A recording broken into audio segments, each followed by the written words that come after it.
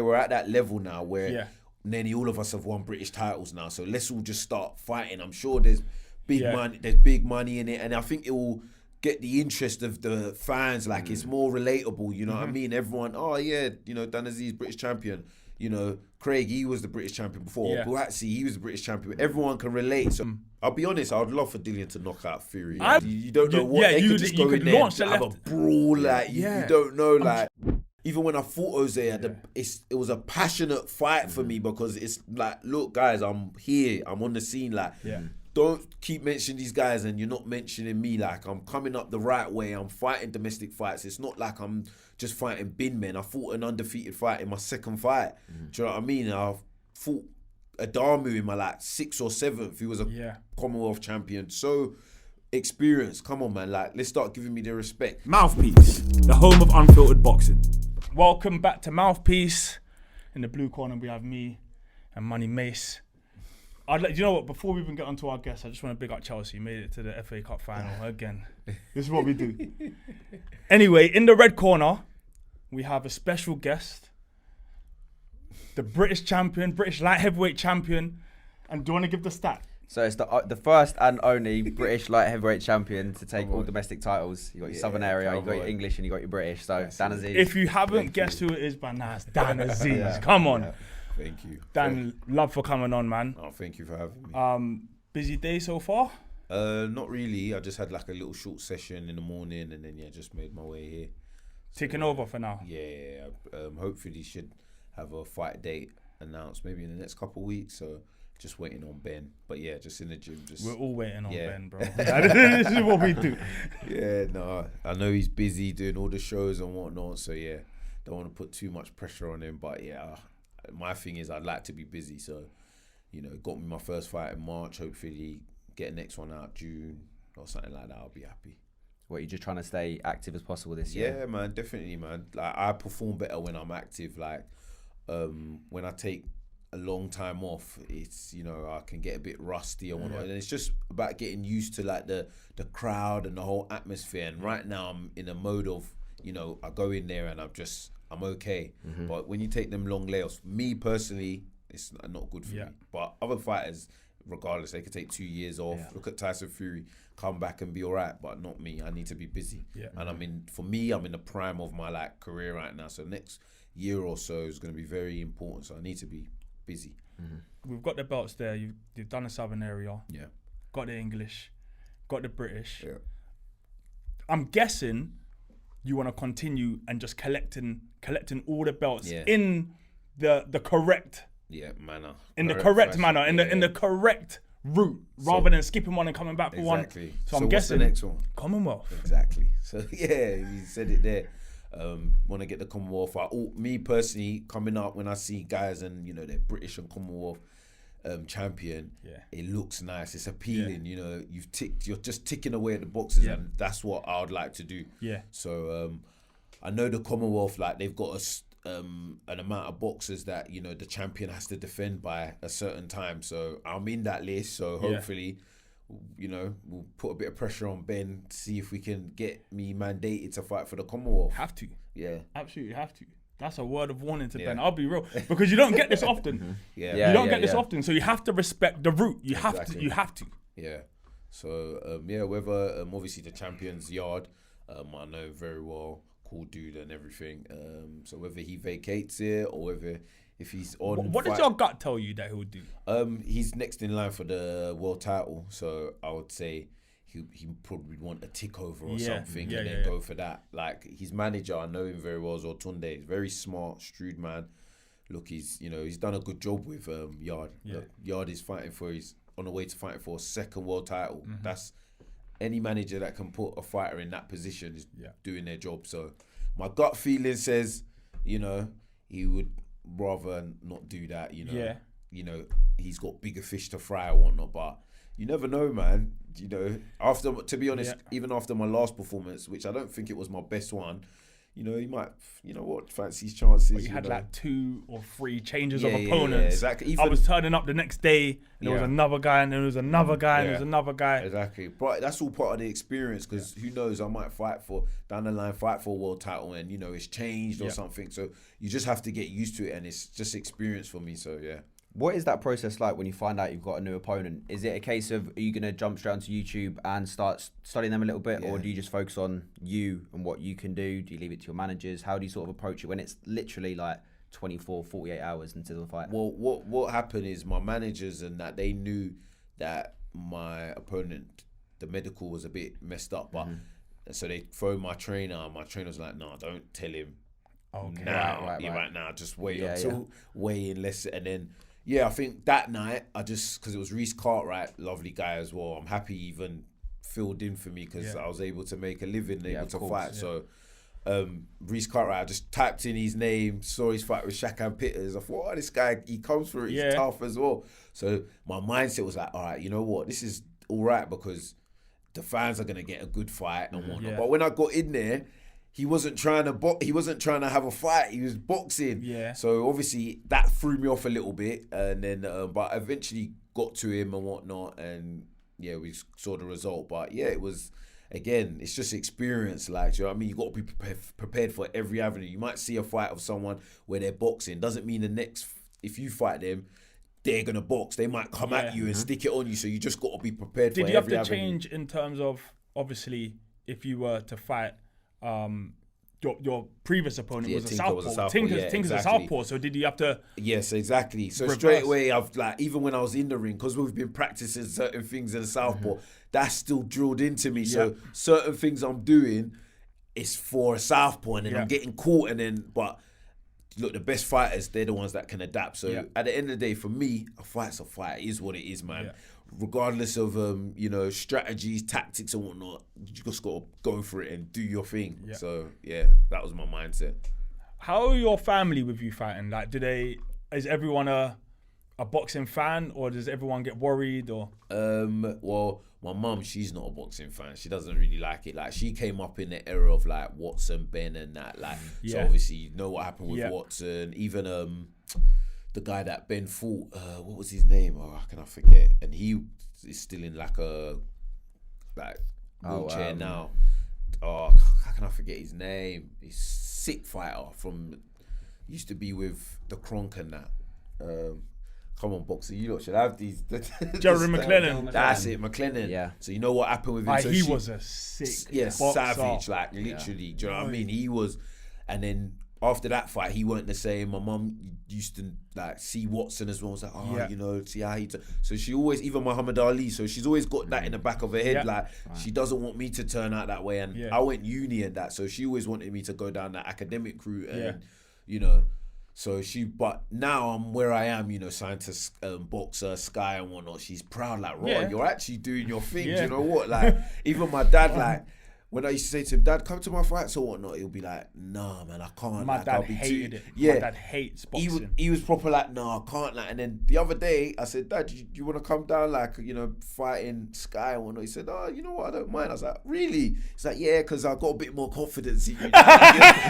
You're doing your thing. I was like, oh, Dad, your thing. He's like, no, like, I won't worry as much. Like, you're doing your thing now. And then I got a little brother who started boxing before me, but he boxed as an amateur and whatnot, but didn't pursue it after that. But everyone's proud of me and what I'm doing, and they know the route I've taken and how hard it's been. Small hall shows. You hear people like Dillian Whyte talking about it all the time. Selling tickets on the day of your fight. Yeah. I've gone through the same thing whilst I'm getting my hands wrapped. I'm on my phone like, yo, okay, you want these tickets?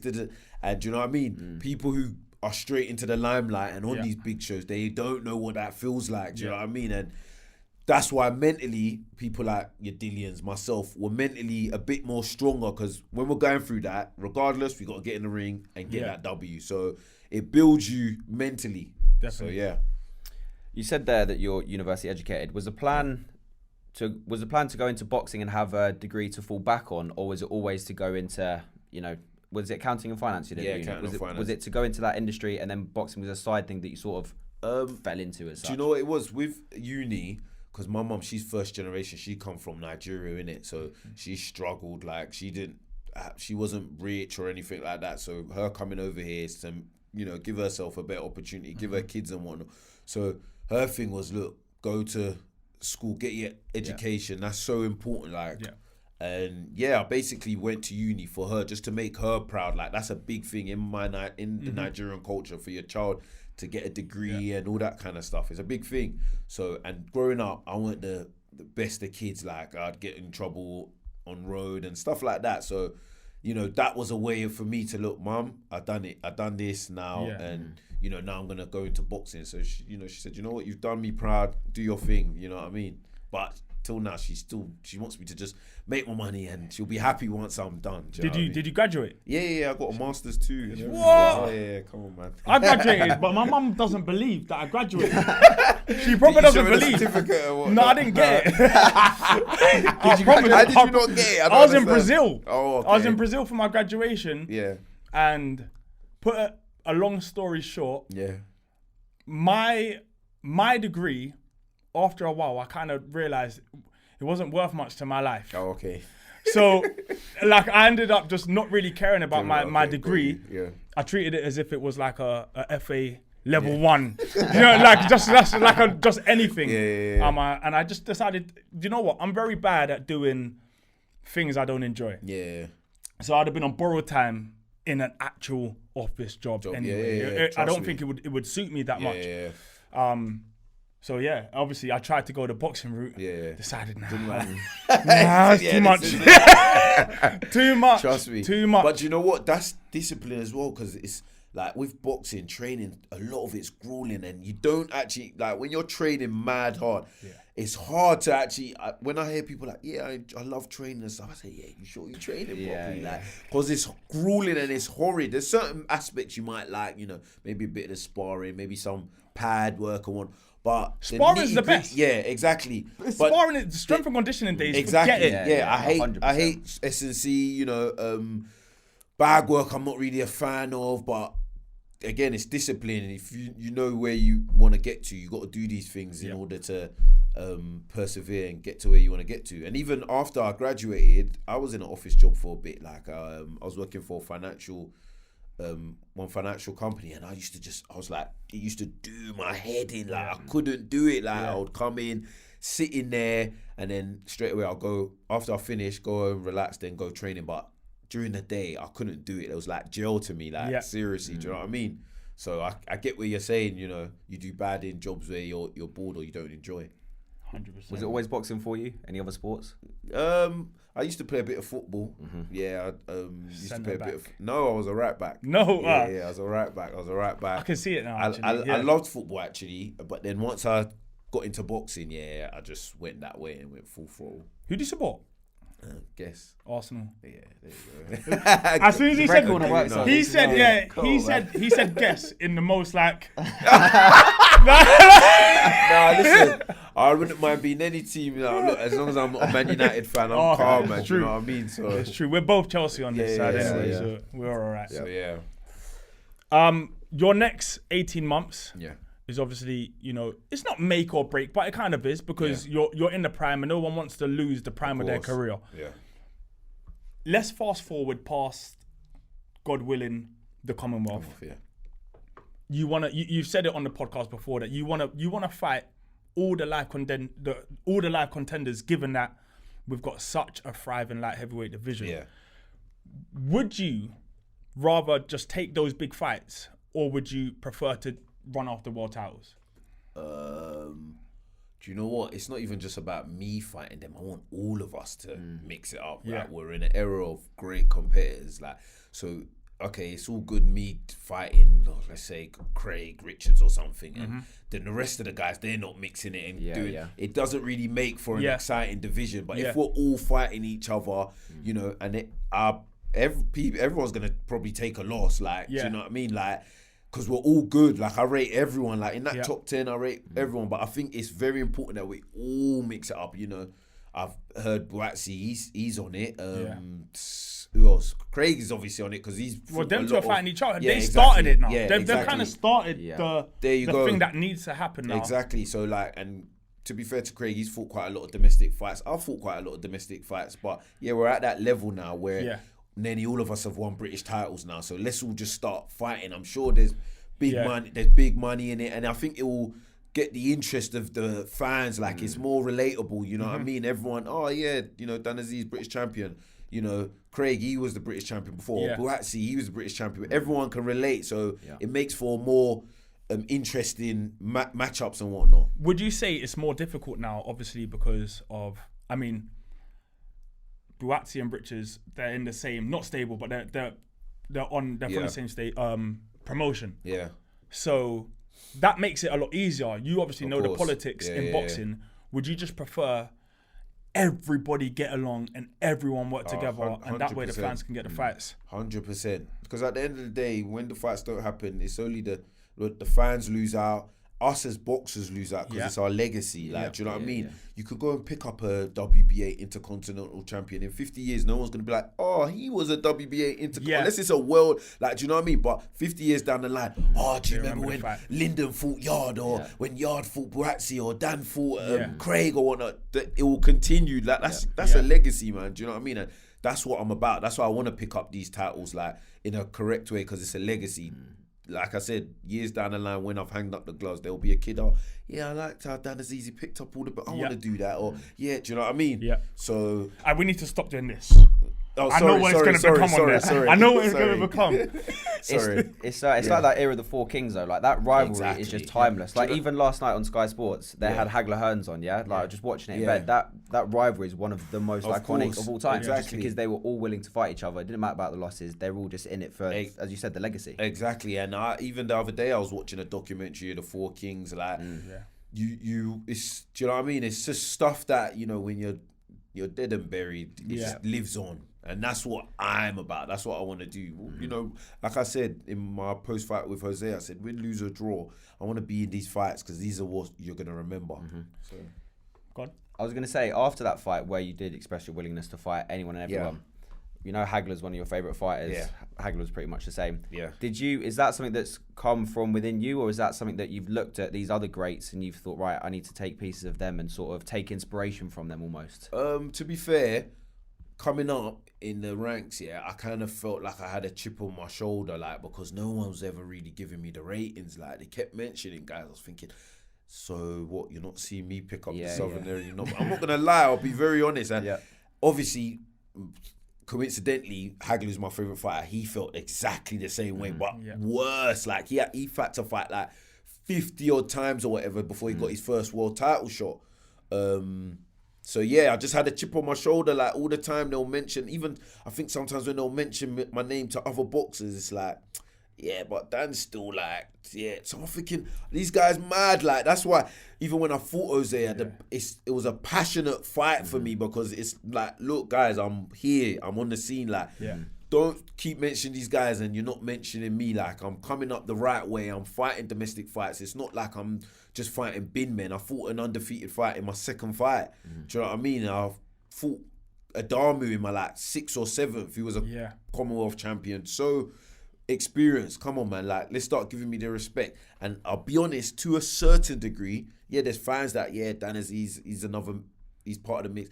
I still feel like I'm sometimes getting... Is it profile though? As in not profile, is it visibility? Buatsi and Yard have always, been the main men in terms of, for when Buatsi's at Matchroom, light heavyweight, you look at Buatsi, and he had a dance partner on the other side with BT, which is Yard. So you were constantly watching them, having a look at when they're going to clash.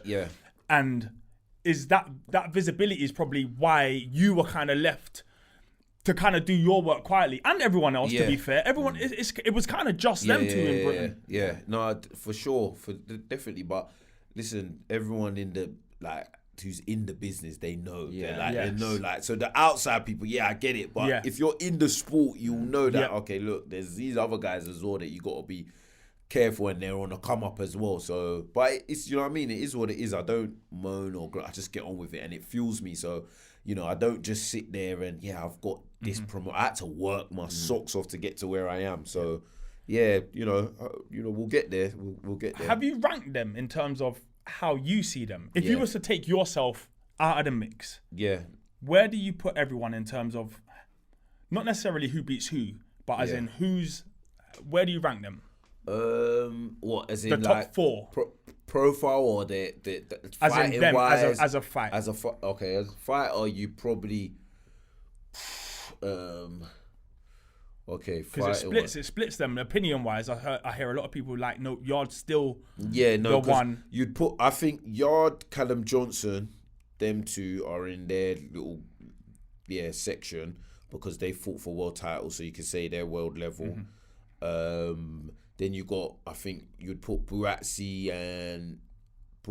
Actually, you might even put Craig in there as well. Yeah. Because I rate Craig's resume. I'm not gonna, even though he's a rival of mine, I rate his thing. So yeah, you probably put Craig, Yard, and Buatsi.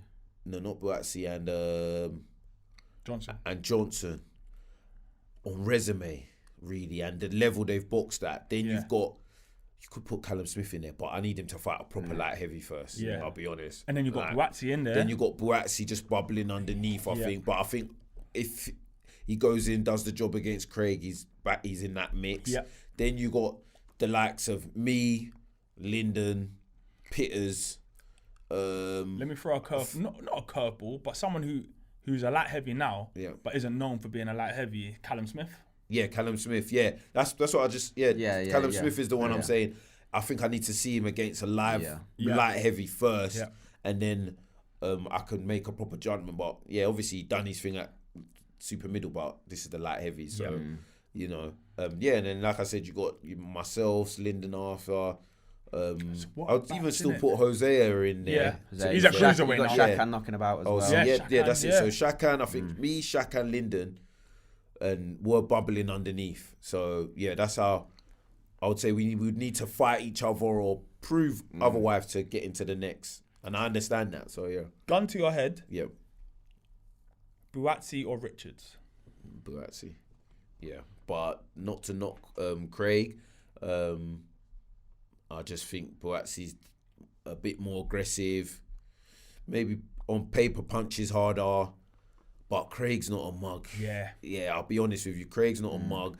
Craig hits harder than people think because I've sparred him. I sparred him recently, actually.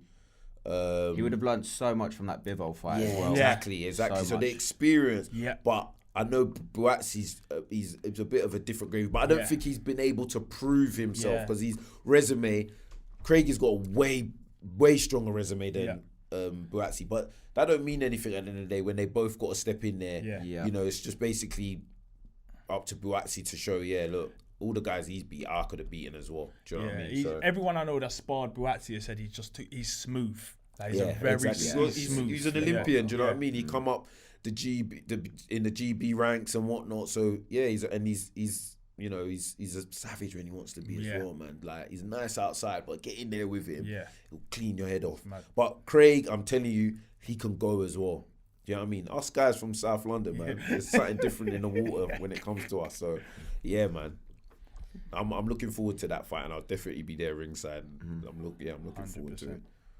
I take it the Jose Burton fight is probably your proudest fight to date. Yeah. What was that emotion like when you managed to grab that and you made that history with being the first person to snatch up those 3 belts? Yeah, no, it was like just the way it happened. Like, you know, it was live on Sky.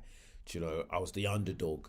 You know, against someone like Jose who's so experienced. Like he won the ABAs back in his time. He was, when I was still boxing as an amateur, he was British champion and stuff. He's very experienced. No one's really dismantled him like that before. Like, even when he fought Buglioni, he was there enough winning it. It was the last round, maybe a minute or two, and then he got clipped. So Bolotnik's good fight as well, couldn't do that to him as well. So when I did it, just all the emotion and the fact I've worked so hard, stuff behind the scenes as well, like, it was just like, yes, like, I've fucking done it. Like, do you know what I mean? I was just well happy, man. Everyone knew it was going to be a close fight. Well, everyone thought, it was billed as a 50-50, wasn't it? And then, but you just dispatched them. A lot of people, like, boxers like that, they were like, you know, they believe Jose has probably just got that little bit too much experience for me. But the thing is with experience here and levels is, for example, same with Catterall and Taylor.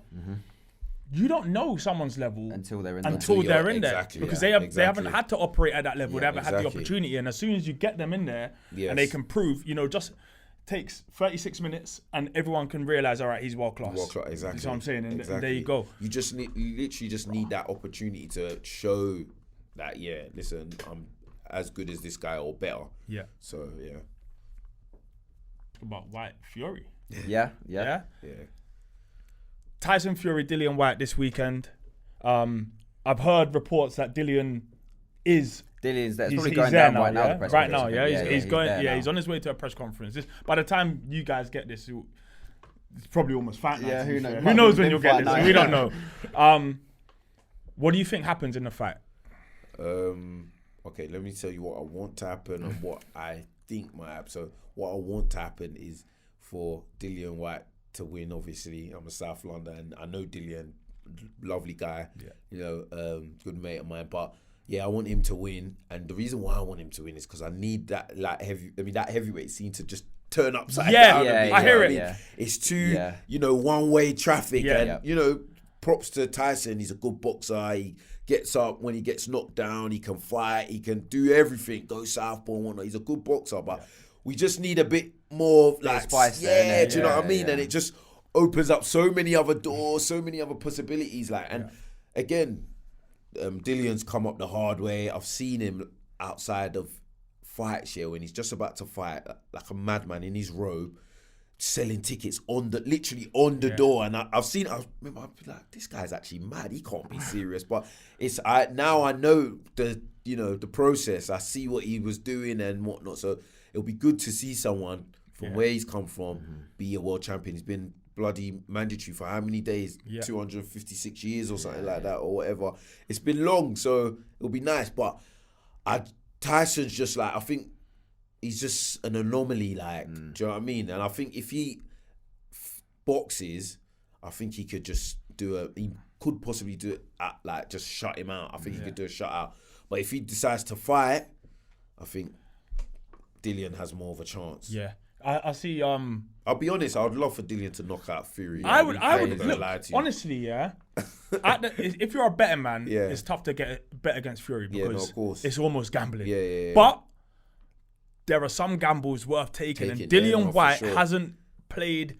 He hasn't danced to Fury or Frank Warren's tune one bit, and you can just feel that he's really focused, really ready. One thing I looked at and I thought, oh, that's interesting is, obviously you see it all the time. People come out and do their media workout and go southpaw just to try and trick someone. If there's one person you can probably bet will actually fight a whole fight southpaw, it's actually Tyson Fury. Yeah, for sure. And if he does that, then he could take away the most dangerous weapon. That left hook of. So it's interesting to see. Yeah. I have no idea what to expect from that fight. I'm not betting on it. So I'm not I have nothing really to worry about, but I can see so many different ways this plays out. I just wonder if Dillian not playing ball for so long has left even 0.5% or 1% in Tyson's head throughout training camp, being like, is this fight happening? Do I go to the absolute extremes? I wonder if that's just going to play. He said he's already got a stand-in. He said if he's got somebody. He said he'll fight Parker. He said and Parker have agreed it already. If Whyte doesn't make it, but Whyte will make it. You don't lose that kind of payday. No way. Yeah. Exactly. And the funny you spoke about the southpaw thing. Even if he did turn southpaw, actually, because a shot that's very successful against southpaw is a left hook backhand. So it could still play into Dillian's right game. So, but we'll see, man. I've noticed though, Dillian likes to end on a hook, rather than to start with it. But honestly, there's so much to it. You don't know what. They could just go in there and have a brawl. You don't know. I'm trying to go back, and I'm having to go back quite far to Dillian's early days, where I see him ending on straights. It's quite rare. I rarely even see him get the 1-2. Body shots, you know, left hook up top, left hook downstairs. That's his thing, but. Yeah, like you said, until fight night, we don't know. But I'm rooting for Dillian. I hope he goes out there and does the job, man. Do you know what I mean? So are you going to the fight? Yeah, I'll be there. I'll be there. So that's just one of them legacy fights for sure, British man. Boxing, innit? With the union belt as well. You have to be there, man. So what it does to the landscape though, if Whyte does win, And let's just say, because I would assume Fury's heavy favourite, but I'd also assume that Usyk has probably turned those odds on his head as well. And Usyk is probably favourite. Yeah. Which means if both of those go in different directions and you get Whyte winning and AJ winning, then you got another. You got another AJ. You got a rematch. Yeah, there you go. That will be mad. Oh wait, so maybe you don't because. Oh wait, no, Usyk. Oh yeah, you can't have it. There will be no rematch clauses. Because this is the rematch clause in the AJ Usyk. Yeah. So exactly. Whoever wins it doesn't matter. It doesn't, And because it's a mandatory, there's no rematch clause in that. So you could do what you want after it. Yeah, exactly. So imagine that's a fight. Like that's actually mad, and that will be number 3 because remember they fought in the amateurs. Yeah. So this will be the one for all the belts, it. and this is what like kids coming up that they can look up to. Like, look, they fought in the amateurs, and then they went on fought for a British title, and now they're fighting for all the belts. That's just a Cinderella story. Especially for the heavyweights as well. It's just the most appealing division to casuals by a million miles, and unfortunately. Both British, so it's wicked. We're kind of running things, when you just look at it. I think so. Even if you look at every division, like for such a small island, we spoke about this a couple of weeks ago. It's crazy. When you look at the Olympic teams we send out, of course, it's bonkers. And then when you look at just worldwide, like, yes, America is going to have his fair share. Of course they will.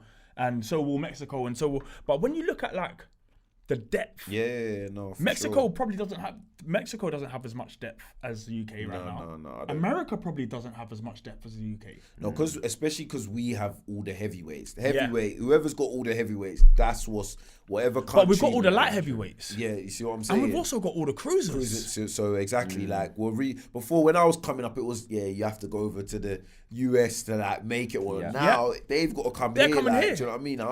I don't really hear boxers like, we want to go out to the States. Everyone, we're all happy. Outside of 135 and 147, we might be top for everything. Apart from like the real lower weights where like this is split all over the place. It's crazy. No, for sure. You've always fought in the UK, but would you wanna fight in the States? Yeah, no, definitely. Especially if I was fighting for a world title or something, it's the world title, so you should fight anywhere.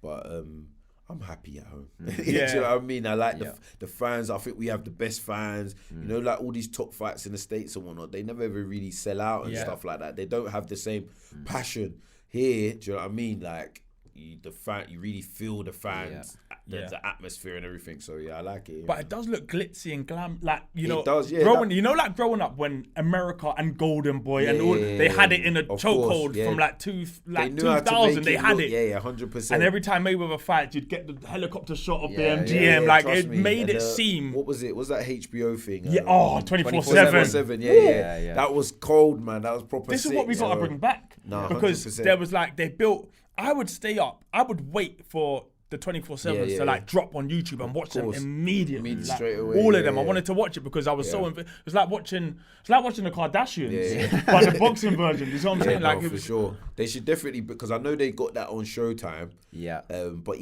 Boxer. Listen, I personally BT think Sky. We should all do it. Yeah, 100%. We did like feature like we did a version, I guess, for Cornbrook. Yeah, it wasn't on that level though. It was good. It was good, because you need the guy speaking who just says the crazy. Like his opening line is crazy. Yeah, it's the narration that makes it in it. Yeah. Ferguson, they just say 100%. Stuff. And you obviously, the whole media crew, because they were following them everywhere and stuff like that. So it's quite a big thing, but it would be sick if we had it. We'll get there, man. Sure, It is crazy though that all the Americans say that the UK is like the best place to be. Like Terence Crawford said it when he come over for the Cornbrook fight. Clarissa said it when she was here the other week. Like there must just be something about the energy that the UK fans bring. I think it's football. I think it's because it's football. Like we're so used to being football fans. Yeah, maybe that we just behave like football fans at boxing as well. Look at when Hatton fought Mayweather. When everyone went over to the MGM, it was as if it was in England. Like, do you know what I mean? And he's in his hometown. Like it's mad. Like I can't lie. Us British boxers, even just footballers, sports, we got good fans. Like, I can't lie, man. They'll ride or die. So, where did your nickname Super come from? Randomly, my coach just used to call me it. I didn't even like it, to be fair. But but I think it's because I used to always spar taller guys. Like, so Lawrence used to train with us. He's tall as well. A guy called Umar Sadiq. He's a super middleweight. Tall guys. I always used to spar tall guys. So I'd always be jumping, like, Right. for my shots, Yeah. So I always jumping in my shots. And he's like, yeah, super Dan. You still like, do it sometimes now, innit? yeah, You still, exactly, you leave I the floor, still- So, I've realised there's advantages to it, but before then I just used to do it because I can't reach this guy. Like, so sometimes my shot would look like I'm flying or something. So my coach used to always, and I didn't like it, and then everyone started calling me that. Then before you know it, announcers calling me that, and then it's on box rec, and then I just stuck with it. It's stuck. Who else are your inspirations? Obviously, Hagler's a massive one, but have you got any others that you like really sort of look up to? Yeah, I've got quite a few actually. You know, Hagler, Muhammad Ali. I liked him, but more for what he done out the ring. Got a few, man. Joe Louis. I like a lot of old school boxers. Old school, yeah. James Toney. Quite a few, man. Do you know what? Here's a good question. Yeah, we love the past, and we love the old school. We love the Joe Lewises and the James Toneys. It feels to me like we're at the stage now when it comes to science, medicine, understanding like the human body, that we are as good as we can get physically. Like I'm not sure how much more we can get out of our body.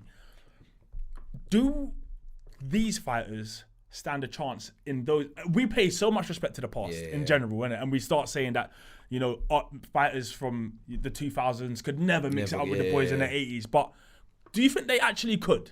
I don't really like to mix. It's hard, innit? Yeah, do you know what I mean? Yeah, it's hard to call.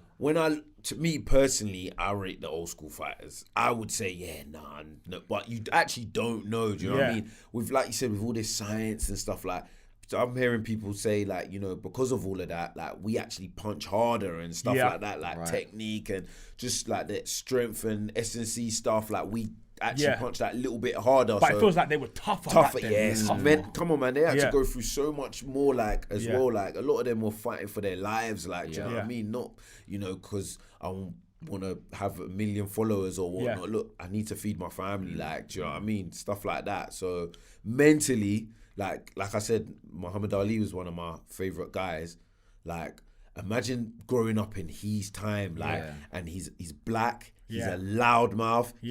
He's cocky. Like, and come on, you'd be lynched, but he didn't give a toss. So imagine that mindset. Like, do you know what I mean? Nowadays, we're bloody scared to say anything. Like, do you know what I mean? Yeah, do you know what I mean? Cancel culture. Like, he didn't give a toss. Like, so I think mentally, I think they were stronger. I personally think, but you know, boxing wise, come on, you got guys like Terrence, you know, your Errols, your Tanks and stuff. Technically, some of the stuff Technique. they do, is crazy. That's like, the do you know thing. what I mean? Yeah. So, but there's also certain old school nuances that you don't see, and There's things that you can't even quantify. Exactly. Do you know what I'm saying? Yeah. So it's hard, man. But me, I'm an old school guy. I don't even really watch that much new school boxing unless it's like domestic fights and I know the people and whatnot.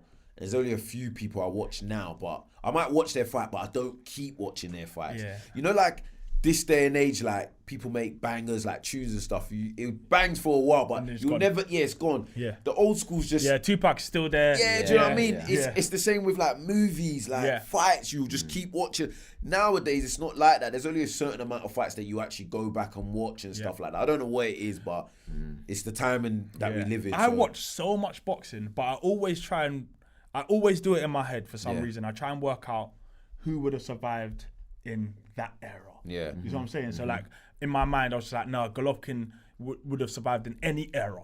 Yeah. You know what I'm saying? Yeah. Like it's when I see it like that, I look at people like Tyson. I think Tyson Fury could survive in any kind of era.